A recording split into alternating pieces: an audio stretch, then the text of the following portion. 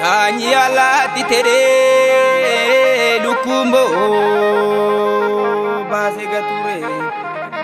ucura baafachiisu fi gaadhi sana gaafachiisu nan argaa qilleensi hafuure ejersa garee gubbaa kan qottoo jalliftee jabeenyi kee ana tobbaruu didee ati na barsiiftee ammeenya kee hundee muuziti miti jirma warqee qoocotti luuganii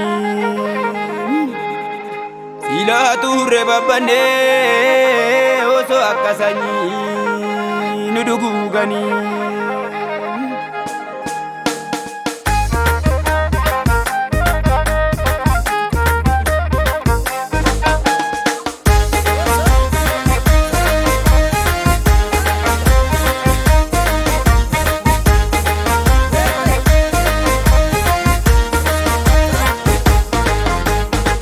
Rebitu damale ofi baachu nagayomi dorori du damale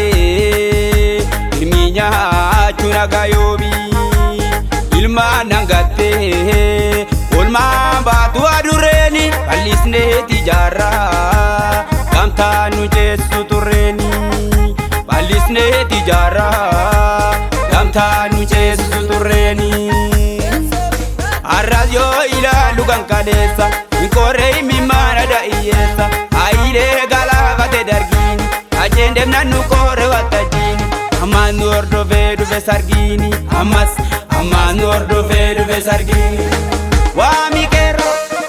Maka objijirani Akami nugolani Akuma rakale Zalbina nuolani Kailo liya jaba Siladu anolani Malib rafta oromo Siladu anolani Ayub pala roroti Siladu anolani Tafe lafti tokicha Siladu anolani Siladu anolani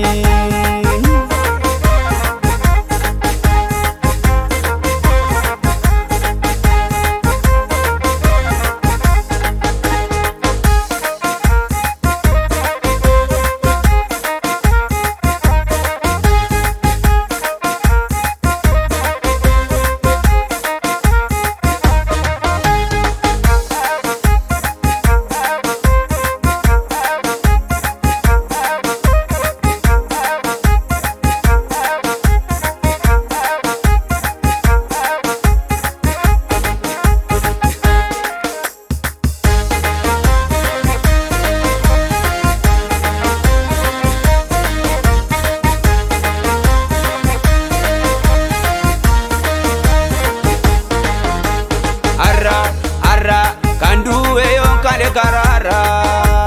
mabjara kalesa bara nangale ana adesi yumba yokambi tumbate matu jijira refalati nyade ajaiba harebitu damale ofi baachu nagayomi rorodi du damale Nagayomi Arrebitu damale Yawasane to Arrebitu damale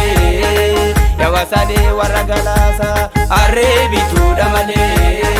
Safumbala gezareti Arrebitu damale Waragudis ijababasi Arrebitu damale Ufiba junagayomi Rorodi du damale Nagayomi ilma nangatte olma baatu adureni alisne tijara kamta nu jesu tureni alisne tijara kamta nu jesu tureni Arrazio ila lugan kalesa inkorei mi mana da iyesa aile galavate dargini Ajendem nanu kore watajini Amas nu ordo vedu besargini Amas nu ordo vedu besargini Wami kero Maka objijirani Akami nugolani Akuma